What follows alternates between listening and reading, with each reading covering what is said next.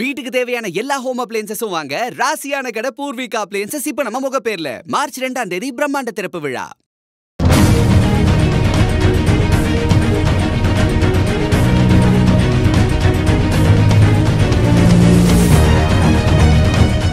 வணக்கம் நண்பர்களே, இன்னைக்கு ரெண்டு விதமான தகவல்கள் பார்க்க போறோம். கொஞ்சம் மாறுபட்டு வித்தியாசமான செய்திகளாக தான் இருக்க போது.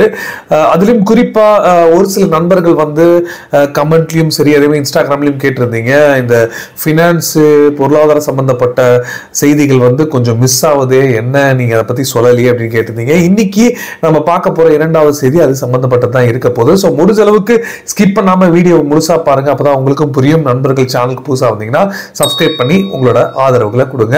சோ நம்ம ஃபர்ஸ்ட் பார்க்க போற விஷயம் என்னன்னா, பாகிஸ்தானுக்கும் இந்தியாவுக்குமான பிரச்சனைகளை பத்தி நம்ம தொடர்ந்து பார்த்துட்டு இருக்கோம். அதே மாதிரி சீனா சம்பந்தப்பட்ட விஷயங்கள், எல்லை பிரச்சனைகள் எல்லாமே பார்த்துக்கிட்டு இருக்கோம். ஆனா கொஞ்சம் மாறுபட்டு இப்ப சமீபத்தில் 2 தினங்களுக்கு முன்னாடி சைனாவும் பாகிஸ்தானும் ஒரு முக்கியமான ஒப்பந்தங்கள் வந்து போட்டுக்கிட்டாங்க.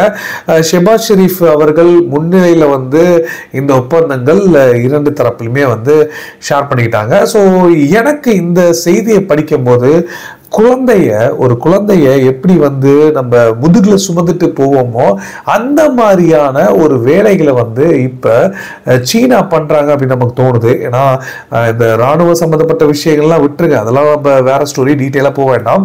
இப்ப போட்டிருக்க ஒப்பந்தங்கள் பாத்தீங்கன்னா, அதாவது பாகிஸ்தானோட ஸ்பேஸ் ஏஜென்சிக்கும் அதே மாதிரி சீனாவுக்குமான ஒப்பந்தம். ஸ்பேஸ் ஏஜென்சிஸ் 2 தரப்புல வந்து என்ன மாதிரியான ஒரு விஷயங்கள் இந்த ஒப்பந்தங்கள்ல போட்டிருக்காங்கன்னு பாத்தீங்கன்னா, அதாவது பாகிஸ்தானோட 2 ஆஸ்ட்ரோநாட்ஸை வந்து தேர்ந்தெடுக்கப்பட்டு அவங்கள சைனா ட்ரெயின் பண்ணி அவங்கள வந்து சைனாவோட ஸ்பேஸ் ஸ்டேஷனுக்கு, பாகிஸ்தான் ஓன் ஸ்பேஸ் ஸ்டேஷன் கூட இல்லை, சைனாவோட ஓன் ஸ்பேஸ் ஸ்டேஷனுக்கு வந்து அவங்கள எடுத்துட்டு போவாங்க, கூட்டிட்டு போவாங்க, எப்படி வேணா எடுத்துக்கலாம். ஸோ இது அவங்களை ஐடென்டிஃபை பண்றதே 2026 முடிவுக்குள்ள இதை நாங்கள் ஐடென்டிஃபை பண்ணுவோம் சொல்லியிருக்காங்க. அதுக்கப்புறம் ட்ரெயின் பண்ணி எல்லா வேலைகளும் நடக்கும் அப்படின்னு சொல்லியிருக்காங்க. இந்தியா இதுல கொஞ்சம் அட்வான்ஸா இருக்காங்க, இஸ்ரோ மோர் அட்வான்ஸ்ட் அப்படின்னு தான் சொல்லணும். இருந்தாலும் நம்ம இங்க ஒரு விஷயத்தை வந்து தெளிவாக கவனிக்க வேண்டியதா இருக்கு. இந்த 1000 விமர்சனங்கள் பாகிஸ்தான் மேல இருந்தாலும் இந்த ஏசியால மிக முக்கியமான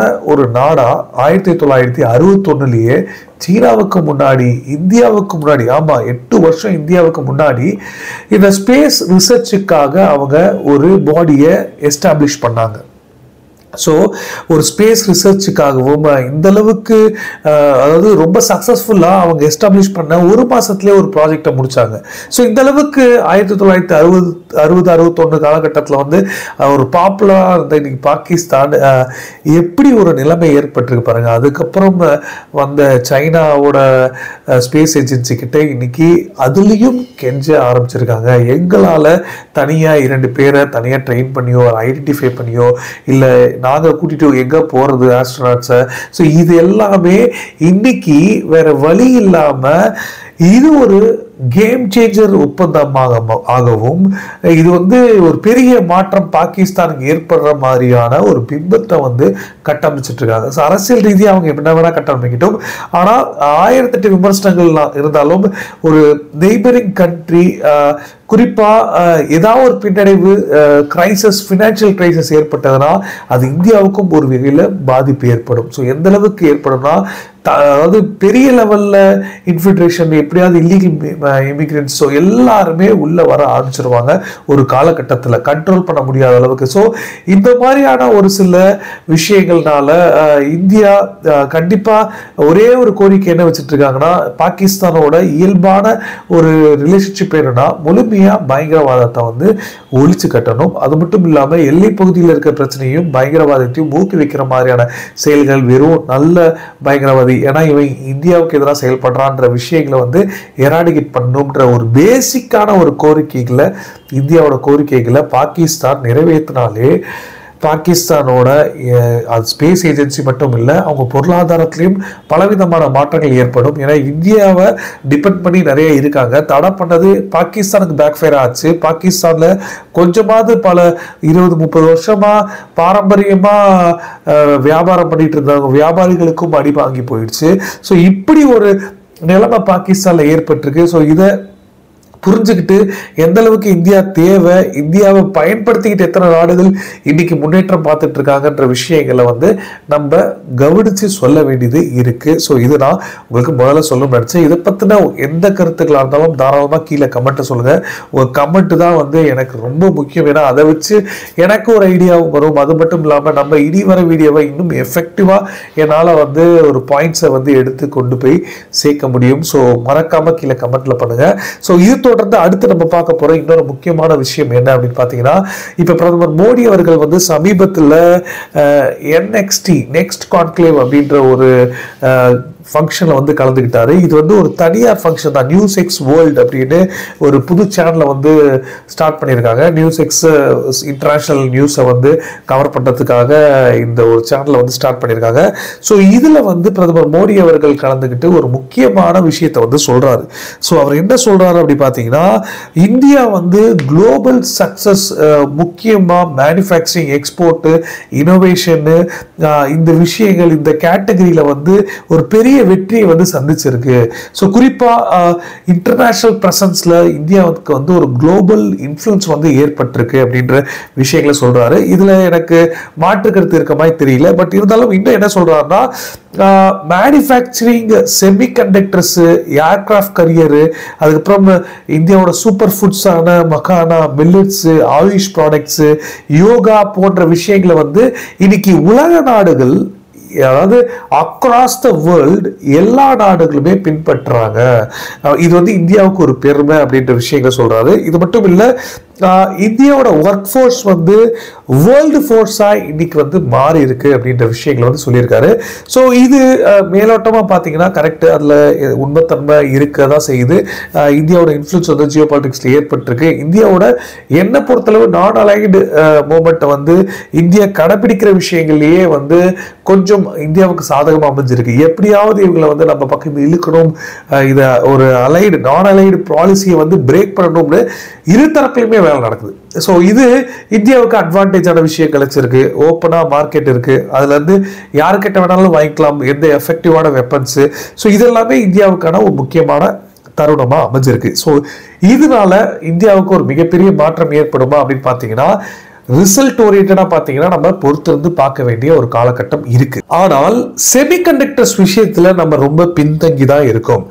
இன்னும் உலக நாடுகள், பல நாடுகள் சீனாவை நம்பி இந்த விஷயத்துல இருக்கக்கூடாதுன்னு செமிகண்டக்டர்ஸ்ல அமெரிக்கா போன்ற வல்லரசு நாடுகளே அவங்க மேன் பவரை வச்சுட்டு தயாரிக்கிற அளவுக்கான சிச்சுவேஷன் மாதிரி இருக்கு. ஆனா அமெரிக்கா தயாரிக்கிறாங்கன்னா அவங்க கிட்ட ஒரு மிகப்பெரிய ஒரு டெக்னாலஜி பவர் வந்து அவங்க கிட்ட இருக்கு, பெரிய பெரிய நிறுவனங்கள் இருக்காங்க.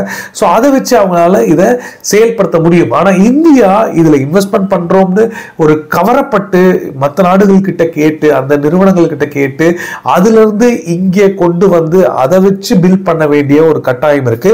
சோ இதனால இது நடக்கலாம், ஆனா வெகு விரைவில் நடக்குமா அப்படின்றது ஒரு டவுட் தான். ஸோ இருந்தாலும் இப்ப ஃபினான்ஸ் கமிஷன் சீஃப் வந்து அரவிந்த் வந்து என்ன சொல்றாரு அப்படி பாத்தீங்கன்னா, அவரு இந்தியாவுக்கு ஒரு பிரகாசமான ஒரு காலம் இருக்கு அப்படின்னு சொல்றாரு. அதுவும் 16th ஃபினான்ஸ் கமிஷன்ல இதுல வந்து ஒரு முக்கியமான ஒரு கருத்தை வந்து சொல்லியிருக்காரு.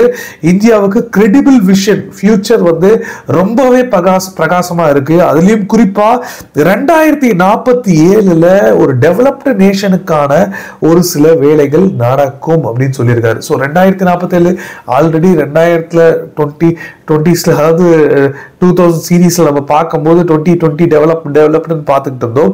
ஸோ அப்துல் கலாம் அவர்களோட கனவாகவும் இருந்தது. அது ஒரு சில வருஷங்கள் கொஞ்சம் தாமதமா இருந்தாலும் 2047 அப்படின்னு இவங்க சொல்ற வெர்ஷன் வந்து கண்டிப்பா ஒரு சாத்தியம் அப்படின்னு ஒரு ப்ரூஃபோட சொல்றாரு. அதாவது இப்போதைக்கு இந்தியாவால அடுத்த 10 ஆண்டுகள்ல 10 ட்ரில்லியன் எக்கனாமியா மாறக்கூடும். இது கண்டிப்பா இதுக்கான வாய்ப்புகள் நிறைய இருக்கு அப்படின்னு அவர் சொல்றாரு. அதுக்கும் ஒரு காரணம் வந்து சொல்றாரு. என்னன்னா, பெர் கேபிட்டா இன்கம் வந்து $2570 வருது இன்னைக்கு நிலைமையில. இதுவே ஒரு 7.3% growth அப்ராக்சிமேட்டா ஒவ்வொரு வருஷமும் இருந்தது அப்படின்னா 14,000 இது வந்து மாறும். $16,000 இது வந்து மாறும் 2027ல.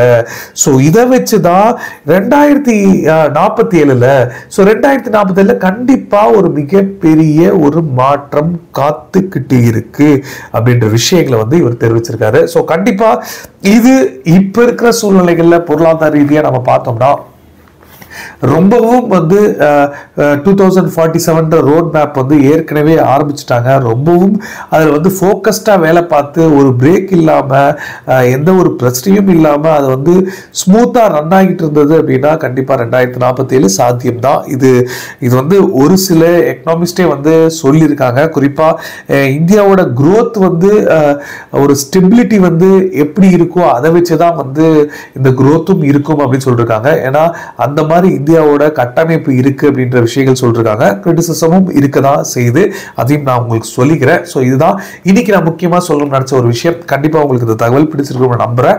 பிடிச்சதுனா நீங்களும் உங்க ஃப்ரெண்ட்ஸுக்கு ஷேர் பண்ணுங்க. அதே மாதிரி உங்களுக்கு இதை தவிர வேற ஏதாவது கருத்துக்கள் இருந்தாலும் இல்லை நீங்க ஏதாவது சொல்லணும்னு ஆசைப்பட்டாலும் எந்த ஒரு தயக்கமும் வேண்டாம், தாராளமா கீழே கமெண்ட்ல சொல்லுங்க, இல்லாட்டி டைரக்டா எனக்கு மெசேஜ் பண்ணி சொல்லுங்க. நான் கண்டிப்பா இன்ஸ்டாகிராம் லிங்க்ல கீழே கொடுத்துருக்கேன், உங்க மெசேஜுக்கு நான் ரிப்ளை பண்றேன். ஸோ கடைசி வரைக்கும் இந்த வீடியோ பார்த்தமைக்கு ரொம்ப ரொம்ப நன்றி. ஜெய்ஹிந்த், பாய். வீட்டுக்கு தேவையான எல்லா ஹோம் அப்ளையன்சஸும் வாங்க ராசியான கடை பூர்விகா அப்ளையன்சஸ் இப்ப நம்ம முகப்பேர்ல. மார்ச் 2 பிரம்மாண்ட திறப்பு விழா.